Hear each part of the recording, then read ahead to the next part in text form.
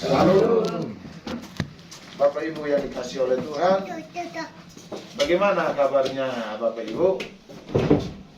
Dahsyat, luar biasa. Amin. Oh, dahsyat, luar biasa.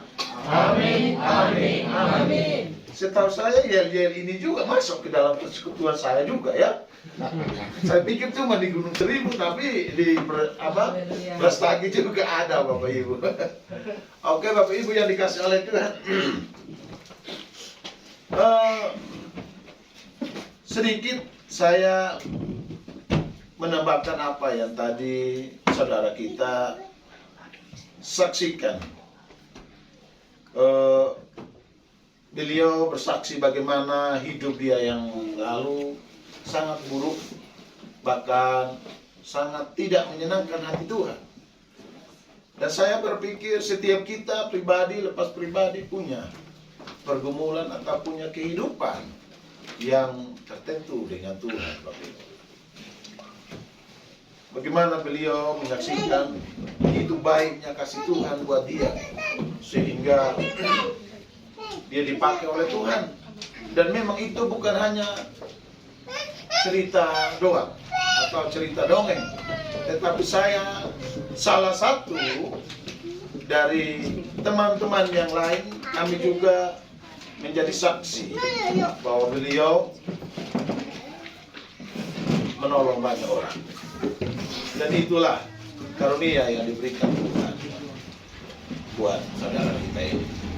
Nah, Bapak Ibu yang dikasih oleh Tuhan, hari ini kita akan belajar firman Tuhan bersama-sama di dalam kitab suci kita, yaitu di dalam surat Timotius, 1 Timotius pasal yang kelima.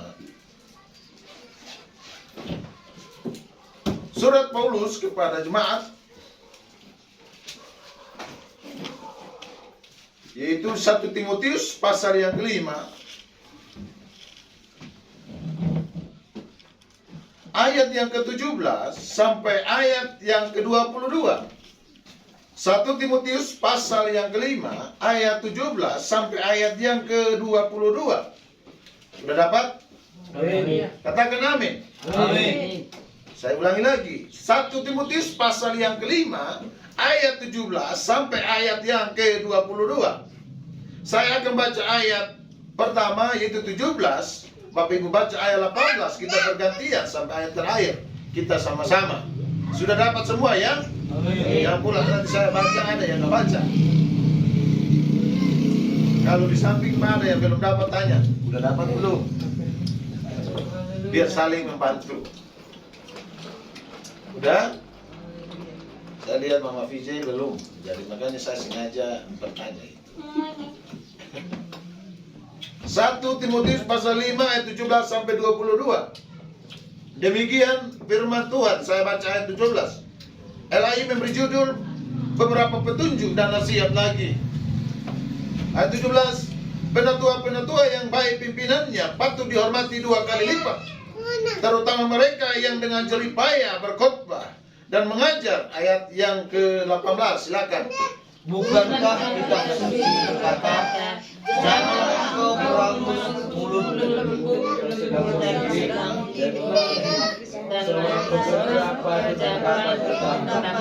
Ayat 19, janganlah engkau menerima tuduhan atas seorang penatua kecuali kalau didukung 2 atau 3 orang saksi. mereka yang membuat dosa hendaklah kau tegur di depan semua orang, agar yang lain itu pun takut.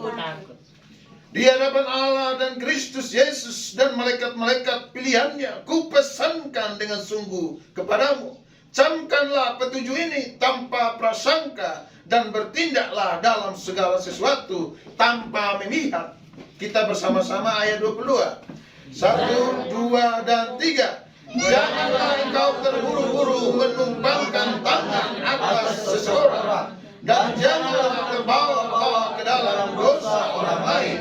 Jagalah kemuliaan dirimu. Berbahagialah orang yang mendengarkan firman Tuhan, serta memelihara firman Tuhan dan melakukannya dalam hidupnya hari lepas hari.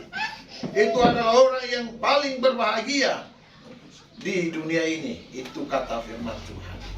Nah, Bapak Ibu yang dikasih oleh Tuhan, ketika kita membaca teks ini, Bapak Ibu yang dikasih oleh Tuhan, apa yang tersirat dalam pikiran kita?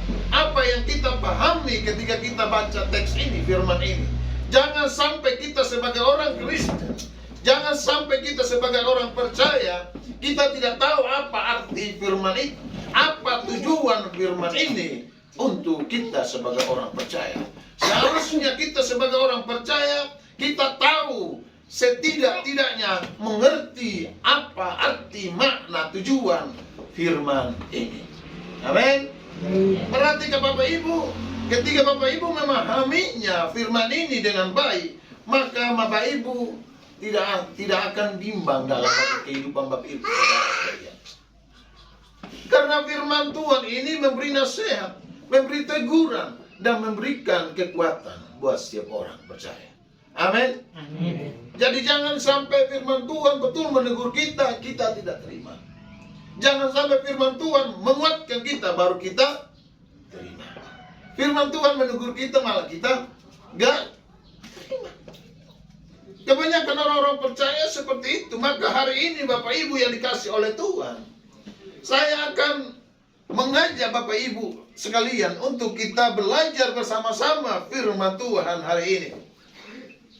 Nah, tema yang akan kita pelajari hari ini sesuai yang tadi sudah disaksikan oleh saudara kita ini, dan beliau sudah melakukannya, bukan belum ya, sudah melakukannya. Maka tema hari ini yang kita bicarakan itu, sudahkah, sudah benarkah yang aku perbuat selama ini? Ingat itu, sudah benarkah yang aku perbuat selama ini? Bertanya kepada saudara kita, sudah benarkah dia melakukan yang benar selama ini? Saya rasa sudah. Tetapi itu bukan menjadi satu patok atau satu cara stop di situ. Tetapi saya berpikir, saya berharap bahwa ketika saudara kita melakukan satu tindakan yang baik, tindakan yang menyenangkan hati Tuhan, harus diteruskan. Itu sebagai orang percaya, kita sebagai orang percaya harus seperti itu. Jadi dia membawa orang-orang yang gangguan mental, atau dikatakan notabene orang stres. Dia membawa mereka untuk merawat mereka, Bapak Ibu. Beliau termasuk hamba Tuhan enggak? Hah? Tuhan. Bapak Ibu termasuk hamba Tuhan enggak? Kalau Bapak Ibu nggak termasuk hamba Tuhan, maka hamba setan. Karena cuma dua hamba dalam Alkitab. Hamba Tuhan satu, hamba setan satu. Jadi harus sebagai orang percaya, kita adalah hamba Tuhan. Maka sebagai hamba Tuhan harus tunduk kepada Tuhan kita. Apa yang dikatakan Tuhan harus kita lakukan sesuai dengan kemampuan yang Tuhan berikan kepada kita. Dan saya rasa kita semua punya kemampuan. Kemampuan dalam berbuat baik, saya rasa kita semua punya, Bapak.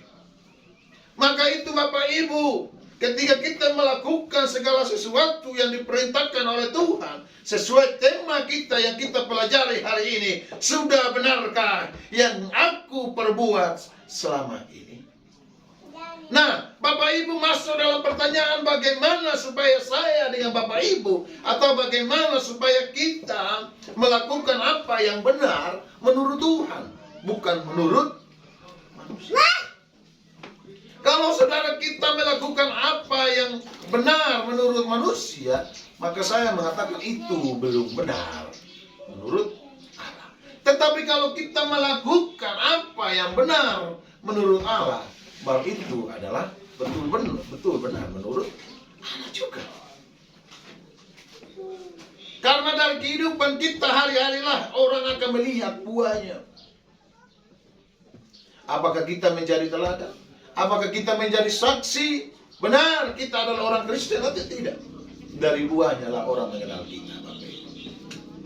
Semalam kami perpulungan cuma berapa orang? 1, 2, 3, 4, 5, 6, 7 tambah saya. Dan saya nggak tahu itu ada juga dijadwalkan apa belum. 2, 4, 6, 7. Iya. Saya semalam ke rumah Bapak Ubo. Saya cek nggak ada. Saya mau panggil juga nggak ada. Dinyahutnya sama siapa? Ada yang nyahut. Tapi saya kabur Bapak Ibu. Anjingnya nyaut Bapak Ibu. Ternyata ada security-nya di rumah 2 Bapak Ibu. Hitam-hitam semua. Jadi saya terpaksa pulang. Tapi setelah habis ibadah perpulungan baru saya ke rumah Mama Ubo ada di situ. Ubo tadi malam tidur sama kami. Hari ini tidak datang ke gereja. Saya tidak tahu nanti apa yang mau dia capai di dalam hidupnya. Kami selalu doakan dia supaya dia bisa berubah. Kami selalu mendoakan dia supaya dia tidak salah bergaul. Itu harapan kita, termasuk orang tua juga itu harapan orang tua. Tetapi apa boleh buat, kita buat. Karena setiap kita diberikan kehendak bebas. Mungkin orang berpikir salah didikan orang tua. Ya, bisa jadi. Mungkin orang juga berpikir bahwa itu bawaan anak itu sendiri. Ya, bisa jadi. Tetapi saya juga nggak bisa menghakimi bahwa Bapak Ubo dan Mama Ubo salah dididik. Karena saya tidak bisa bersama-sama mereka di rumah itu. Tetapi selama saya sama Ubo di gereja Bapak Ibu yang dikasih oleh Tuhan, saya tahu persis siapa Ubo ini. Maka itu semalam dipanggil dia nggak mau. Semalam dia sampai itu saya bilang stop, jangan melangkah lagi.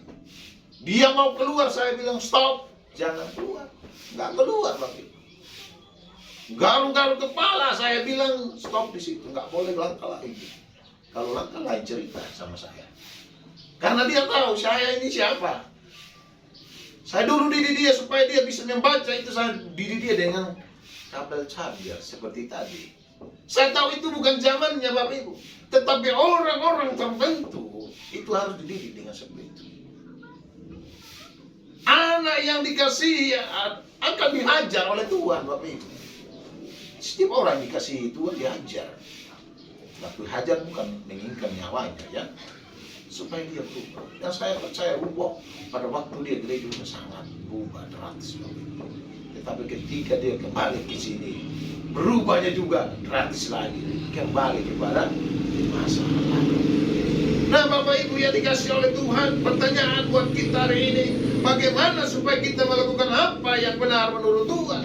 Yang pertama ada 3 kebenaran yang kita akan pelajari bersama-sama hari ini. Yang pertama harus memiliki hati yang penuh hormat kepada setiap orang.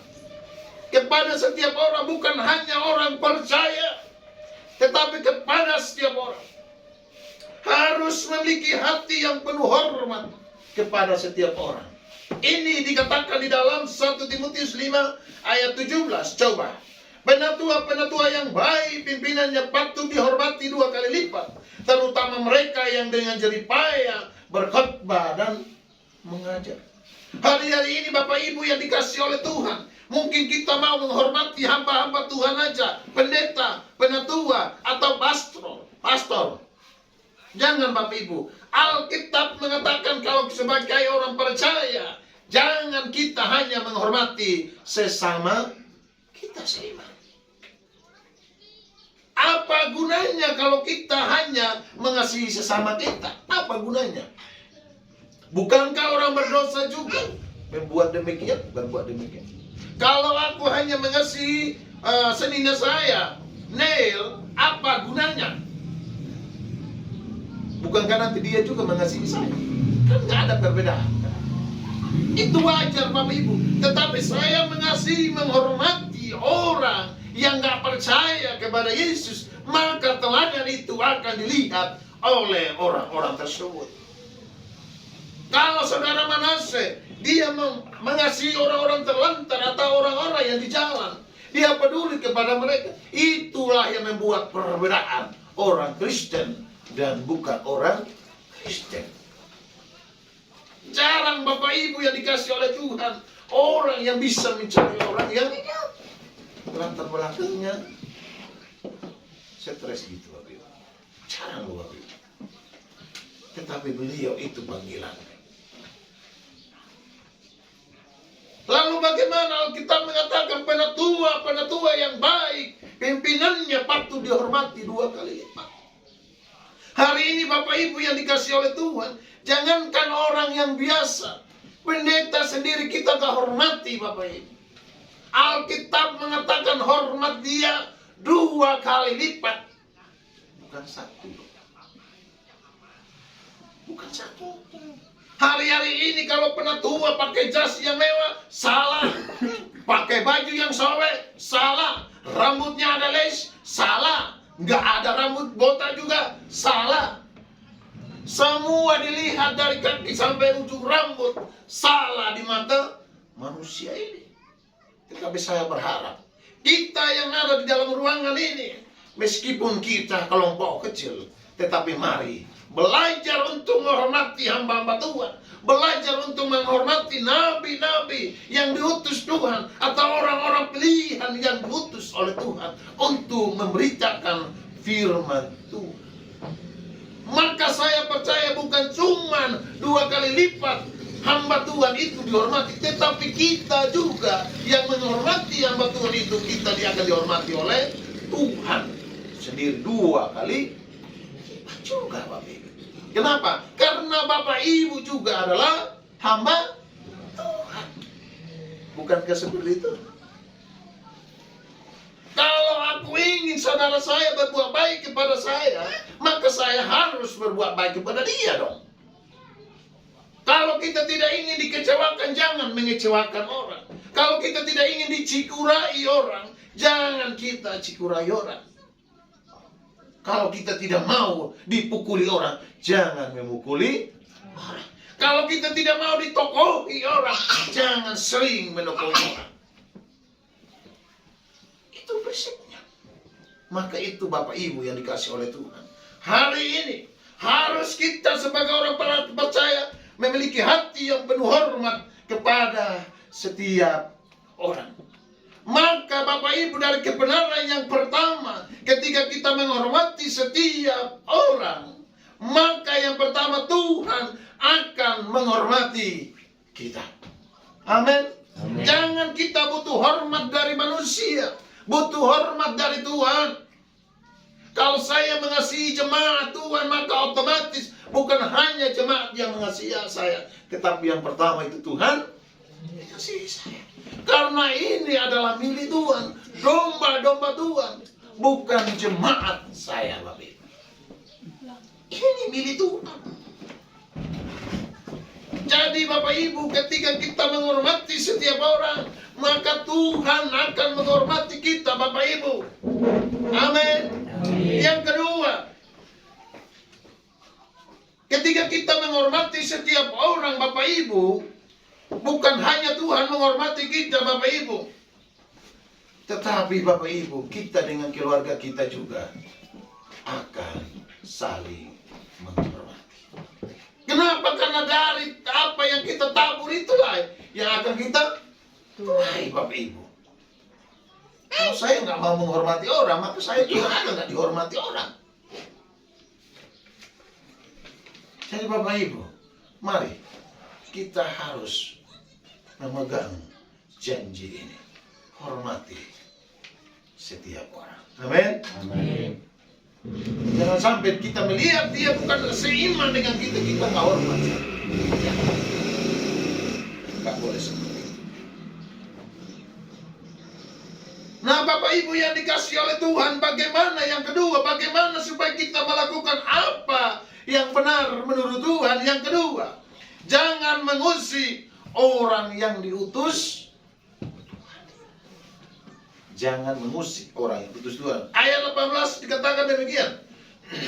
Bukankah kitab suci berkata, janganlah engkau memberangus mulut lembu yang sedang mengirik, dan lagi seorang pekerja patut mendapat upahnya.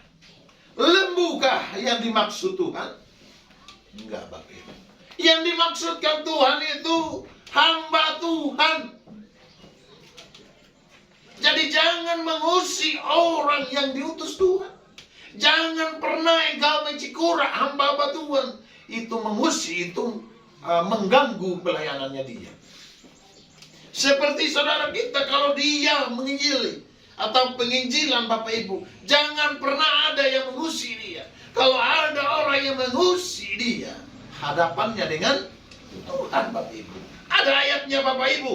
Mazmur 105 ayat 15 mengatakan demikian.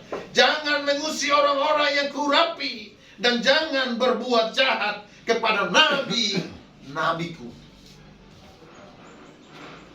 Ini firman Tuhan, bukan saya yang mengatakannya. Jadi kalau hamba Tuhan yang membawa berita Injil keselamatan buat kita, harusnya kita hormat berapa kali? 2 kali. 2 kali lipat, Bapak Ibu. Kalau engkau menghormati hamba Tuhan 2 kali lipat, saya pastikan hidupmu akan dijamin oleh Tuhan. Pekerjaanmu akan diberkati oleh Tuhan. Sakit penyakit dalam tubuhmu Tuhan akan lenyapkan dengan seketika, karena engkau menghormati orang yang diutus oleh Tuhan. Kalau engkau tidak menghormati dia, bagaimana engkau mau berhasil? Bagaimana engkau mau disembuhkan? Bagaimana engkau mau rumah tanggamu sejahtera? Kenapa? Karena engkau tidak menghormati hamba Tuhan. Bagaimana Tuhan mau memberkati kita? Amin. Amin. Mari Bapak Ibu belajar untuk menghormati setiap orang, terutama hamba Tuhan itu 2 kali lipat. Jadi mari Bapak Ibu, jangan pernah kita memuji orang yang diutus oleh Tuhan. Bapak Ibu yang dikasihi oleh Tuhan, saya pernah Bapak Ibu buka persekutuan doa Bapak Ibu, dan saya diusik sama orang. Saya diusik sama orang Bapak Ibu, mengatakan bahwa si A, si B, saya mempengaruhi orang. Saya pemecah belah gereja. Saya mengatakan, sekali-kali kalau saya berdiri dalam kebenaran, saya nggak akan gentar sedikit. Apapun mau dikatakan orang. Dan saya pastikan cepat atau lambat, kebenaran itu akan ditegakkan oleh Tuhan. Dan sampai detik ini saya tetap berjalan, bukan persekutuan Bapak Ibu. Mau dari Medan, mau dari mana pun datang Bapak Ibu. Dan saya tahu, selagi saya buat kebenaran, saya nggak akan mundur Bapak Ibu. Dan bukankah saya melakukan itu, saya tidak menghargai atasan saya. Saya hormat, saya tunduk kepada atasan saya. Sebelum saya bukan persekutuan pun, saya izin kepada Bapak Gembala saya. Kenapa? Karena saya punya atasan Bapak Ibu. Saya punya Bapak rohani. Saya izin. Tetapi Bapak Ibu, ada oknum-oknum tertentu yang gak suka. Sehingga sampai persembahan juga Bapak Ibu ditanya Bapak Ibu. Ditanya Bapak Ibu, lalu persembahan Simpson dikasih ke siapa? Ayat inilah yang mengatakan Bapak Ibu, seorang pekerja patut menikmati upahnya Bapak Ibu. Saya bawa 1 amplop dan saya kasih semua ke Pak Yusuf. Saya kasih ke Bapak Gembala saya. Dan beliau mengatakan apa? Ambil aja. Itu buat kamu. Itu buat bensin kamu. Karena kita harus lihat, kita hidup dari pelayanan kita. Kita nggak digaji Bapak Ibu. Kalau sekiranya jemaat kasih uang 10.000, kita menikmati itu dengan syukur. Puji Tuhan Bapak Ibu. Kalau memang jemaat hanya punya daun pepaya juga, kita harus menikmati itu Bapak Ibu.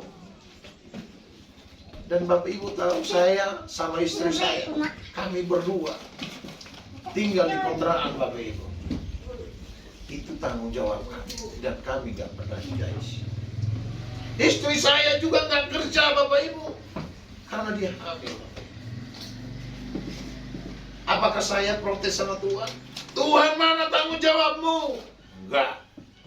Saya percaya, kalau Allah yang mengutus saya, Allah bertanggung jawab.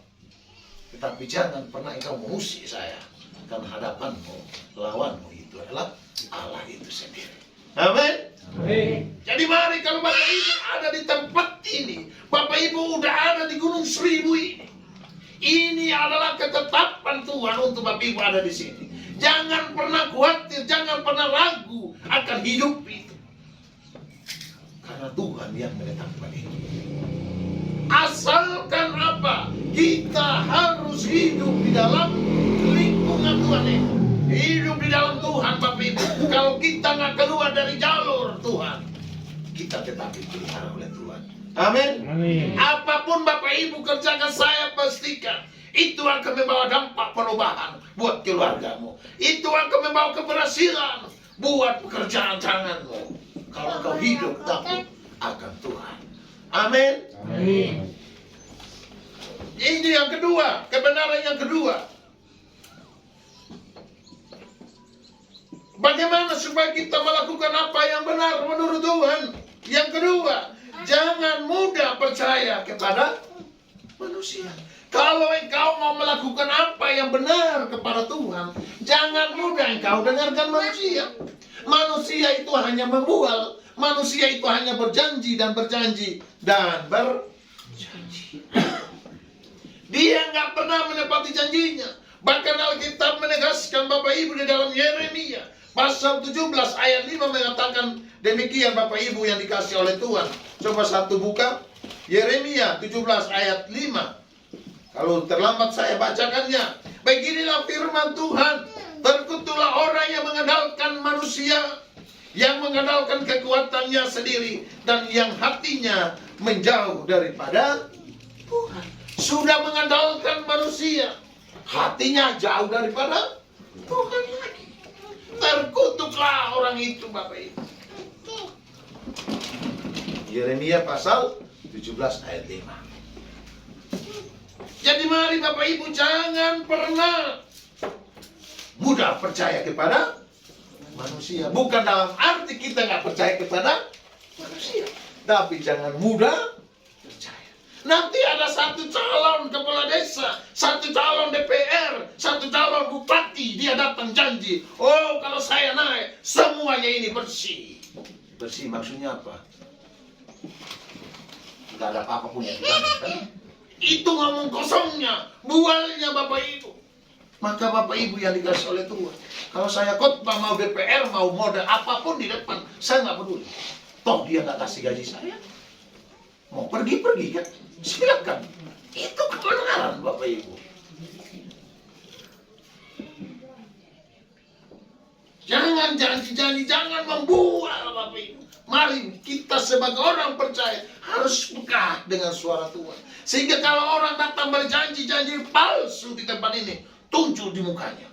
Benarkah janjimu ini atau tidak? Atau kamu hanya membual aja? Kamu hanya mencari suara aja? Ketika kamu naik habis uang. Iya kan? Kan seperti itu. Ketika dia naik, menyesal, marah gara-gara dia udah bayar uang sini sana. Dia marah, dia mau ambil semua yang dia bayarkan itu.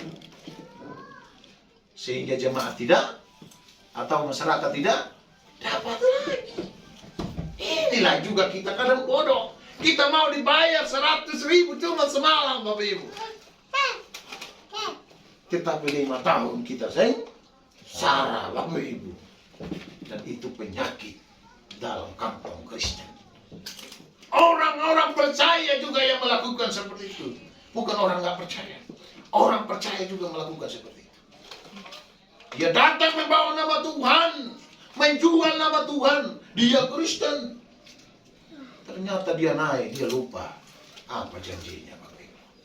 Bukankah tanah Karos? Bukankah seperti itu selama ini? Saya keliling semua di daerah-daerah sini Bapak Ibu. Nggak ada satu jalan pun yang jelas. Saya bukan penduduk sini Bapak Ibu. Tetapi saya tahu bagaimana banyak orang yang ceritakan kepada saya. Janji-janji pada waktu pemilu itu. Pokoknya tanah Karo kayak surga lah. Ternyata ketika naik tanah Karo kayak ini neraka. Jadi mari kita doakan pemimpin kita ini supaya jangan terlalu banyak membual,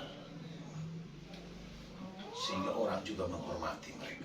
Kalau mereka mau dihormati, maka mereka juga harus hormat kepada masyarakat. Mereka lain itu kan dari masyarakat. Kalau hanya batu-batu, siapa yang mau pilih mereka?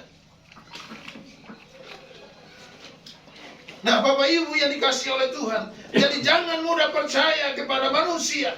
1 Timotius 5 ayat 19, jangan engkau menerima tuduhan atas seseorang penatua kecuali kalau didukung 2 atau 3 orang. Jadi kalau Bapak Ibu mendengar seorang hamba Tuhan, ini seperti ini seperti ini, jangan dulu mudah percaya. Tanya langsung. Kalau Bapak Ibu mendengar Bapak dan Tuan Jamie seperti ini, dia ini dapat kasus seperti ini, jangan dulu percaya. Tanya kepada dia. Nah, kalau Bapak Ibu mau mendengarkan itu, Bapak Ibu yang salah. Karena Alkitab mengatakan bahwa jangan engkau menerima tuduhan atas seorang penatua, kecuali kalau didukung berapa? 2 atau 1 belum. 2 dulu. 2 juga bisa belum, berarti harus 3 dulu. Oke? Sehingga kita ini gak salah mendengar informasi dari luar, tapi harus kita yang saksinya ya. Jadi kemarin cerita ini Bapak Ibu, saya juga dibuat gitu Bapak Ibu. Saya diam-diam di Prestagi Bapak Ibu, saya pelayanan di Prestagi, saya diomongin sama seseorang. Kalau saya menari orang Wesleyan datang ke persekutuan saya bilang jangankan ku tari Bapak Ibu, orang aku telepon sama dia pun nggak pernah. Baru disitulah ada titik kebenaran. Tapi sudah terlanjur tersiar kan? Maka itu Bapak Ibu, jangan engkau menerima tuduhan atas seseorang penatua, kecuali kalau didukung 2 atau 3 orang saksi. Bapak Ibu yang dikasih oleh Tuhan, ketiga, kita tidak mudah percaya kepada manusia. Maka Bapak Ibu, Tuhan akan memelihara kita tuh, Bapak Ibu yang dikasih oleh Tuhan. Tetapi kalau kita mudah percaya kepada manusia, maka kita juga akan jatuh ke dalam lubang yang sama. Lubang yang sebenarnya bukan kita masuk, yang orang lain masuk atau setan masuk, kita ikut-ikutan masuk. Itu masuk di kategori orang karo aja kurang. Dengar sedikit tetangga ini berkelahi. Ini begini. Padahal dia belum tahu Bapak Ibu. Dia belum tahu. Heran saya itu. Kenapa manusia itu seperti itu? Dan itu penyakit itu masuk ke dalam kita sebagai orang percaya. Pernah Bapak Ibu baca Alkitab dengar Yesus suka cikura? Enggak kan? Enggak. Yesus tidak pernah cikura orang loh. Kan kita mau sepadan dengan dia kan? Maka jangan. Cikura orang itu kan cuma 2 atau 3 orang. Itu loh. Kayak gini lah. Mama Bijela. Ini saya contoh ya, bukan saya cikura. Karena ya kan semua di sini. Mama Bijela ya kayak di rumah. Lagi makan siripina. Terus ada jemaat lewat. Datanglah di gereja, pendeta khotbah jangan makan siripina.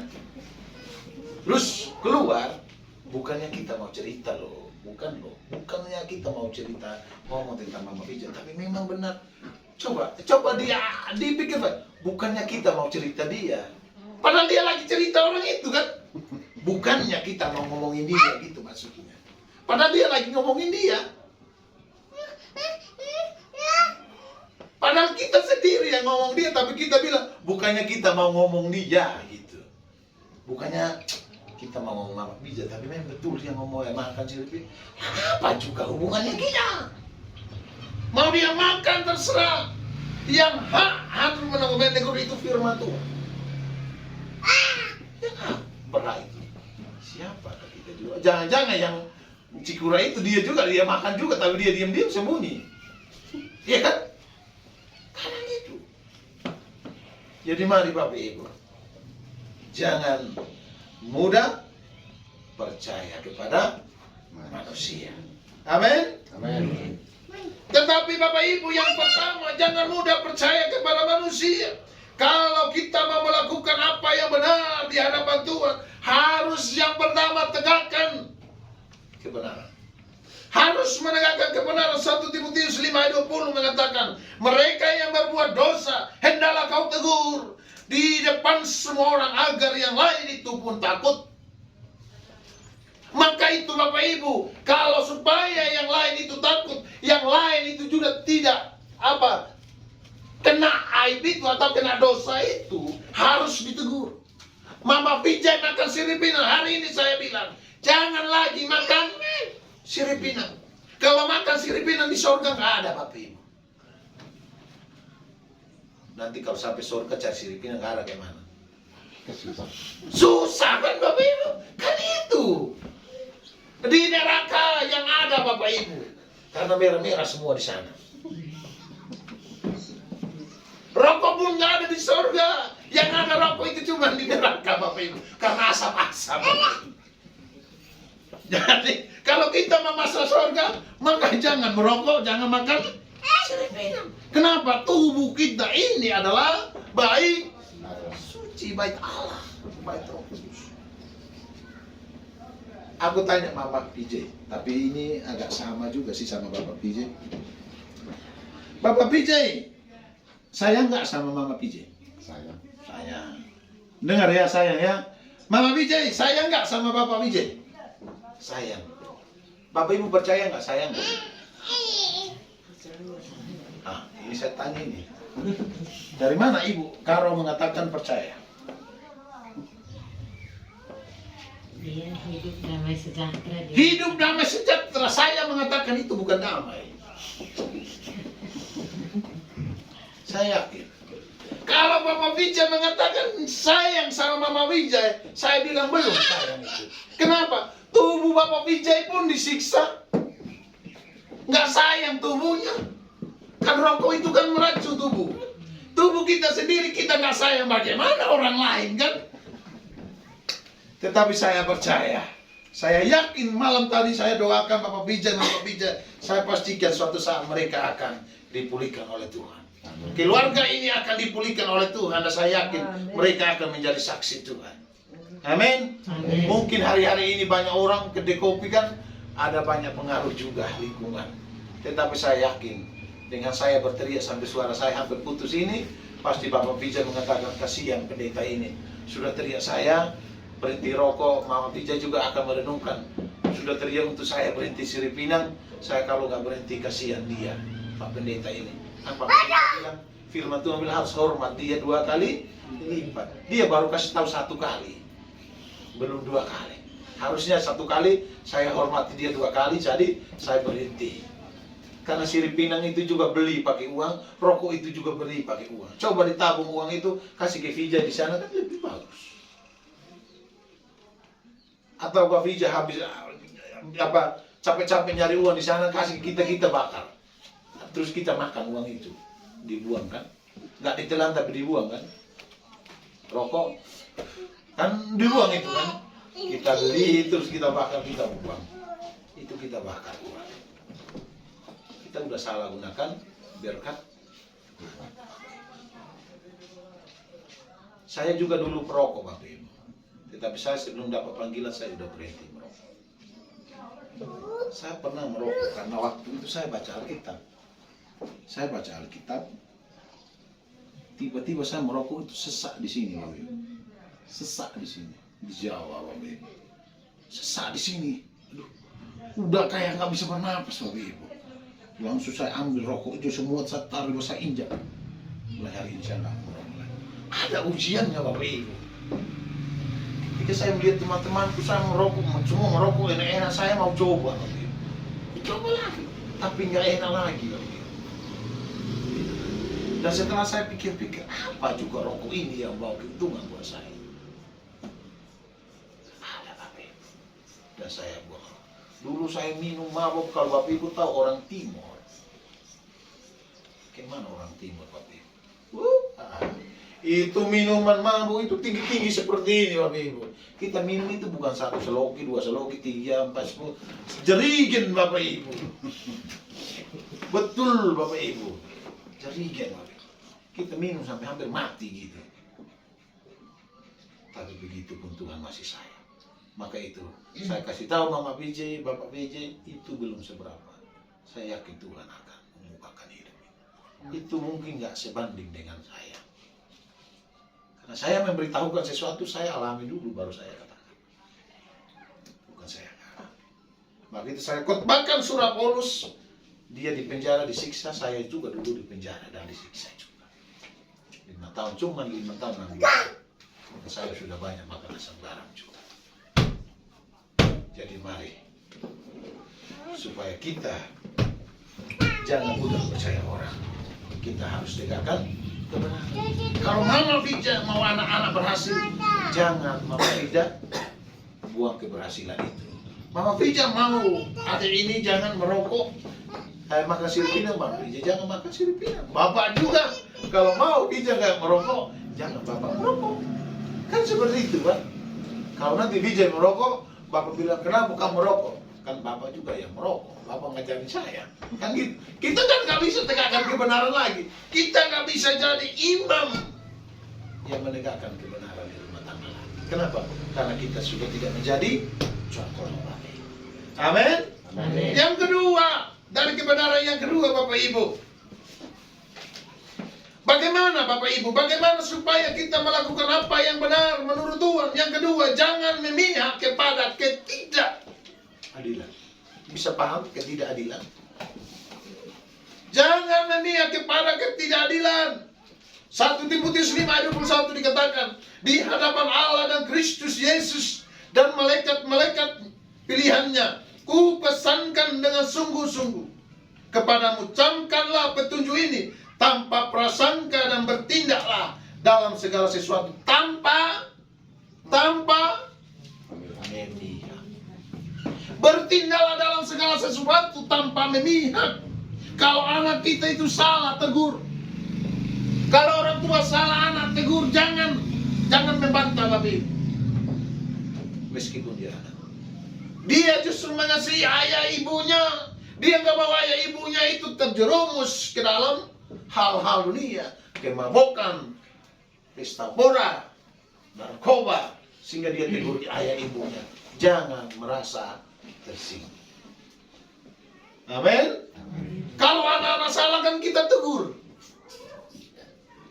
Dan anak-anak juga, sayangnya nggak ada anak-anak, cuma 3 anak-anak di sini.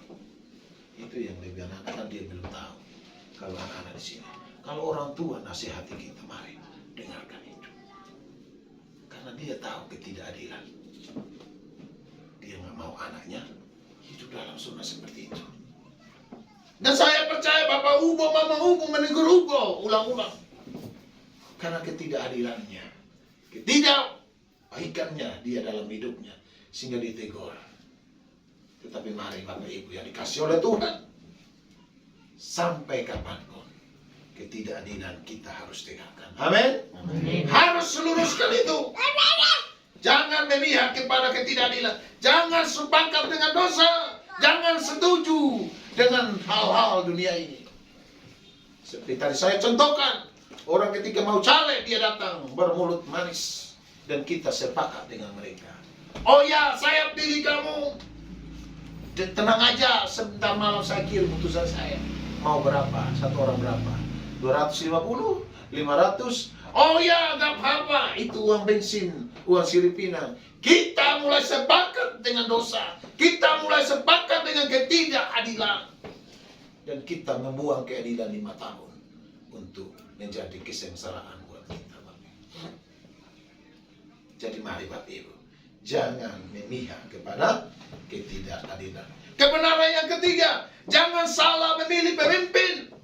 Apa yang saya buat supaya melakukan, bagaimana supaya kita melakukan apa yang benar menurut Tuhan, bukan menurut manusia. Yang ketiga, jangan salah memilih apa? Kalau Bapak Ibu salah memilih pendeta di sini, saya percaya hancur gereja ini. Kalau pendeta minum mabok, pendeta merokok, pendeta suka berjudi, itu bukan pendeta, hamba setan itu namanya. Saya tegaskan di sini. Jangan salah memilih pemimpin.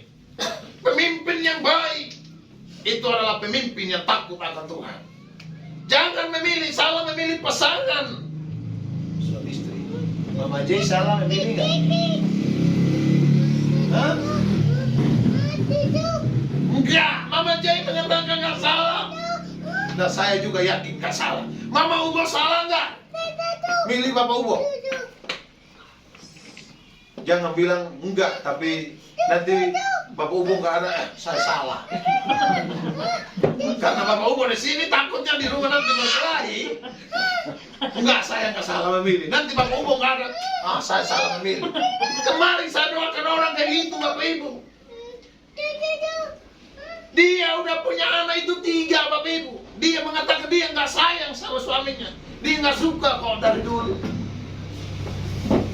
Dia nggak suka kok dari dulu katanya. Saya bilang, ibu nggak suka tapi 3 anak. Dari mana ketidaksukaan itu? Katanya saya dijodohkan. Kamu dijodohkan tapi 3 anak. Dari mana cerita itu? Kalau benar itu kamu nggak suka, kenapa sampai 3 anak? Nggak bisa ngomong lagi dia. Gak mungkin tiap hari suaminya ikat dia tangan ke atas kaki ke bawah, dia jadi robot, kan? Gak mungkin. Masa udah punya 3 anak masih ngomong gitu katanya. Saya langsung katakan, maka itu jangan salah memilih pemimpin rumah tanggamu. Masa orang suruh kau masuk ke lubang kau masuk, suruh makan kotoran kau makan. Emangnya ini binatang? Binatang aja. Kalau kita suruh makan makanan yang gak disukai, ya gak makan Bapak Ibu. Iya kan? Mau kau paksa dia gimana pun, dia gak akan makan. Ini manusia.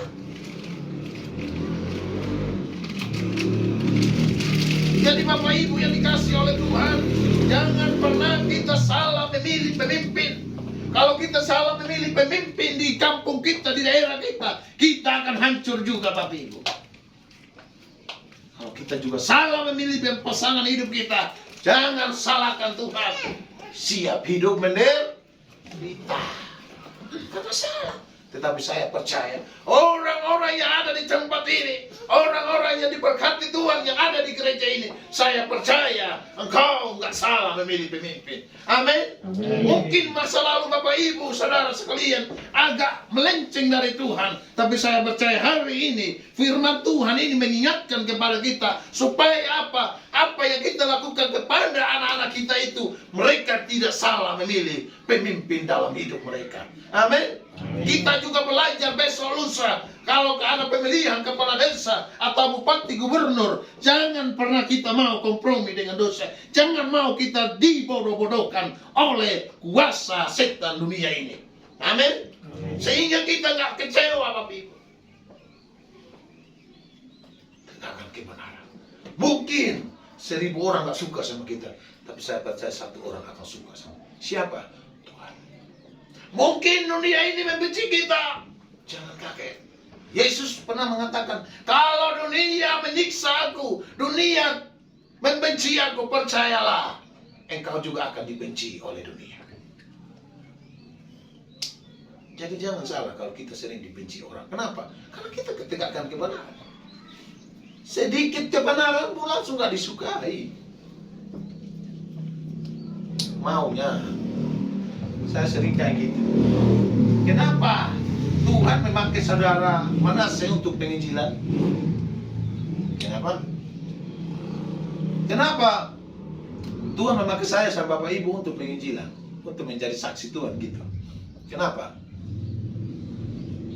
Coba berpikir itu. Kenapa? Saya yakin Tuhan gak salah milih pemimpin. Dia memilih kita untuk menjadi pemimpin, menjadi saksi untuk setiap orang. Kenapa Tuhan gak memilih malaikat? Kalau sampai Tuhan memilih malaikat, malaikat ini datang kepada Fanny, dia kau bertobat begini. Iya kan? Selesai kan? Bertobat nggak? Bertobat. Kenapa Tuhan nggak pakai malaikat? Kalau pakai malaikat, saya percaya itu lebih efektif. Tuhan kayak Habib Rizik itu, yang teriak-teriak itu. Malaikat turun langsung sikat dia, apa mau dia bilang? Bertaubat kan? Tapi kenapa Tuhan nggak pakai malaikat, pakai saya dengan Bapak Ibu? Karena kita istimewa di mata Tuhan. Sebenarnya kita diciptakan serupa dengan gambar Allah itu. Allah percaya kepada kita. Tetapi ketika kita hidup di dunia ini, kita malah kembali nggak percaya kepada Allah. Kita malah mengecewakan Dia. Sehingga Bapak Ibu, kita lihat Dia mengutus anaknya itu untuk mendamaikan kita dengan Bapaknya. Kita yang tadinya semua binasa sebenarnya, tetapi Dia berusaha memulihkan hubungan kita dengan Sang Bapa, supaya hidup kita menjadi istimewa lagi di hadapan Tuhan. Amin. Kita bukan hamba lagi, tetapi kita sahabatnya Allah. Dan kita juga sudah diangkat menjadi anak-anak Allah. Artinya ketika kita diangkat menjadi anak Allah, kita memiliki ahli waris. Maka kalau kita memiliki ahli waris, kita sebagai ahli waris, kenapa kita cemas di dunia ini? Hidup berapa tahun mau? Mau hidup berapa tahun? Kalau 90 udah hancur-hancuran di bawah. Mau nggak dipedulikan sama anak-anak. Karena orang minta umur panjang sampai mau minta 100 lebih, tapi nanti anak-anaknya nggak ada satu peduli sama dia. Iya kan, biasa kayak gitu kan. Mendingan kita hidup apa adanya, mau. Tadi kita nyanyi lagu, suka-sukamu Tuhan, suka-sukamu Tuhan, ate-atendu Tuhan, tapi malah suka-sukanya kita. Iya kan? Kan gitu kan? Nah, jadi kalau kita nyanyi ini kita sendiri gak sadar. Suka-sukamu Tuhan, oh kalau Tuhan seperti saya kalau seperti Tuhan, kau nyanyi suka-sukamu Tuhan, tapi kau suka-sukamu juga. Iya kan? Ketok kepalanya sekali biar jangan diulang lagi suka-sukaan. Kadang kita nyanyi di gereja, ini belum seberapa kalau dicampur, kalau dilihat manusia, aduh, semua kayak dunia ini milik dia.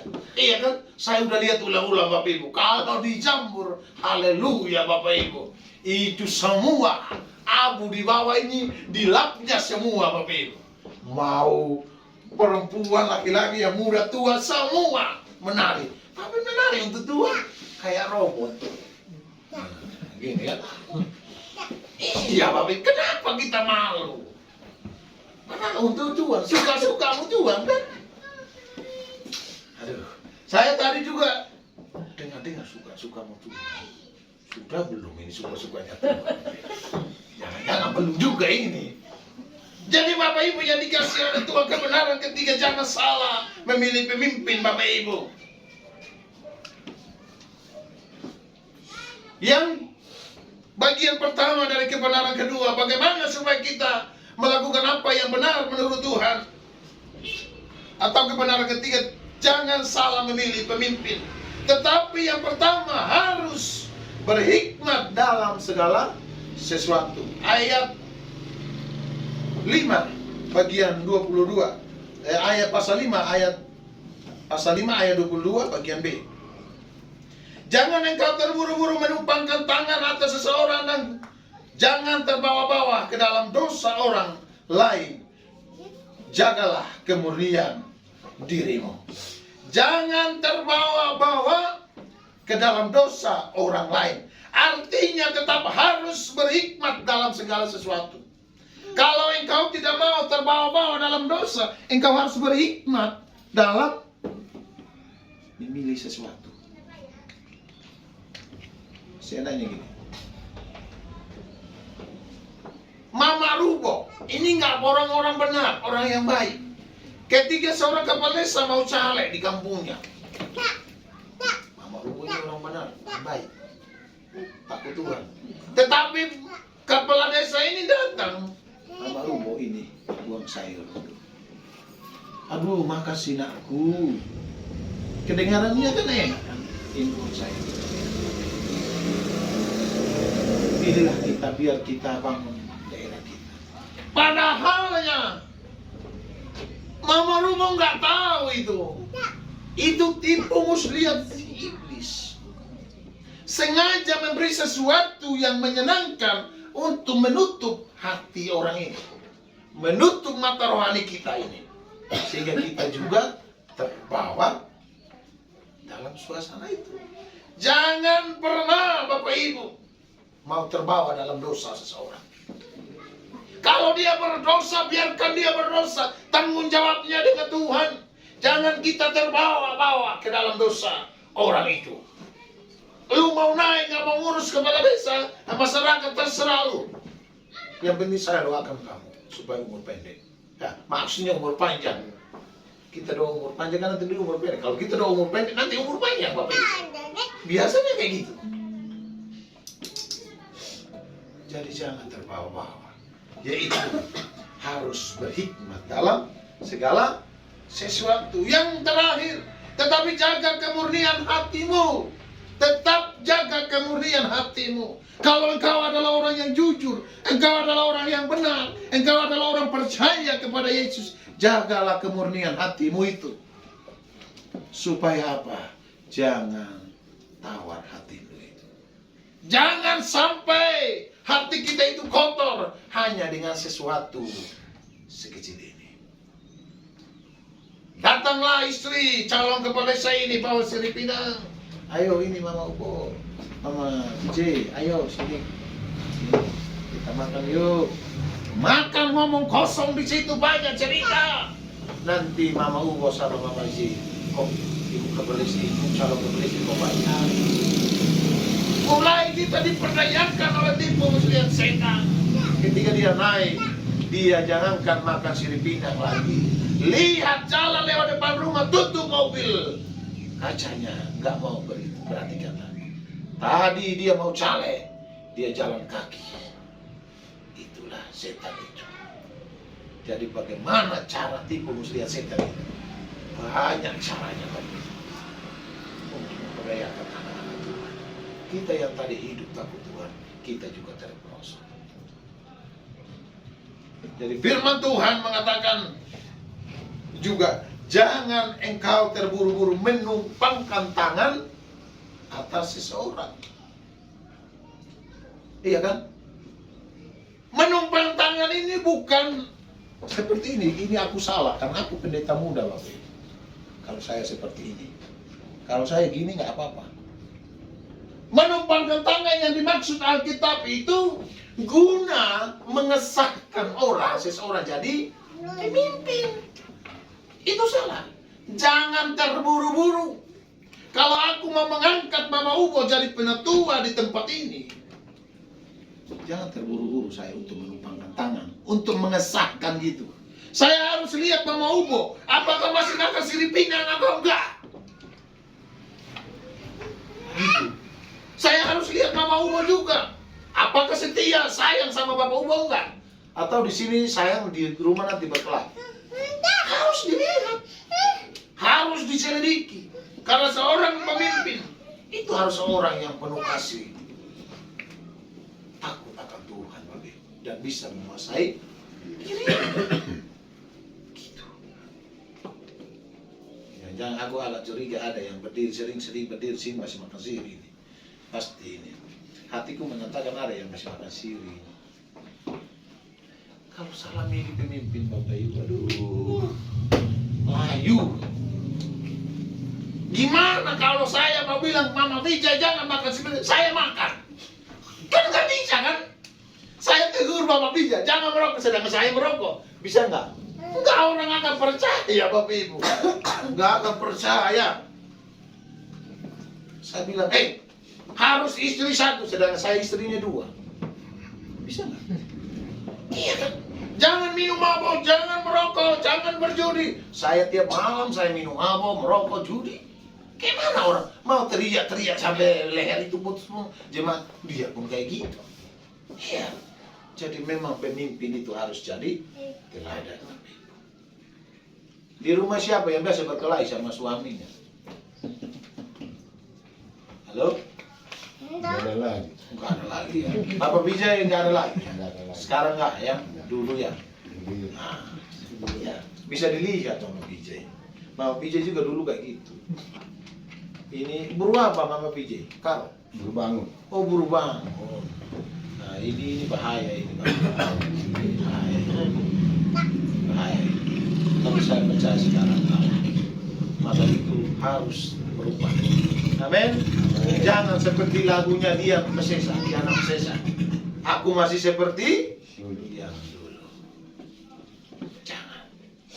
Yang lama sudah berlalu, sesungguhnya yang baru sudah datang.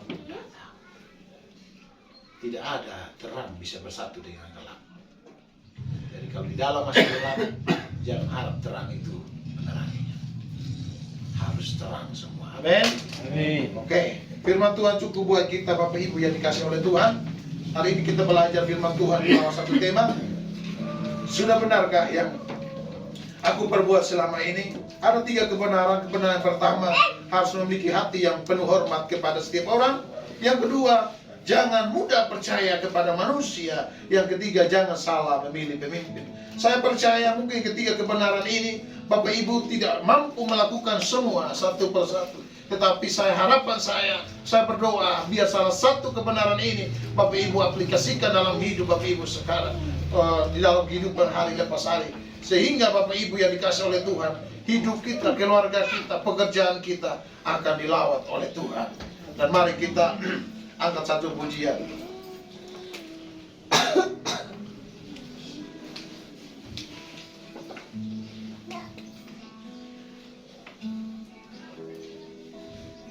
Apapun menjadi pergumulanmu, tundukkan hatimu, tundukkan kepalamu, dan saya akan mendoakan Bapak Ibu sekalian. Haleluya. Terima kasih. Terima kasih. Ini hati kami. Katakan semua baik. Kami serahkan hati bagi Tuhan. Haleluya. Oh, kami serahkan hidup. Semua baik.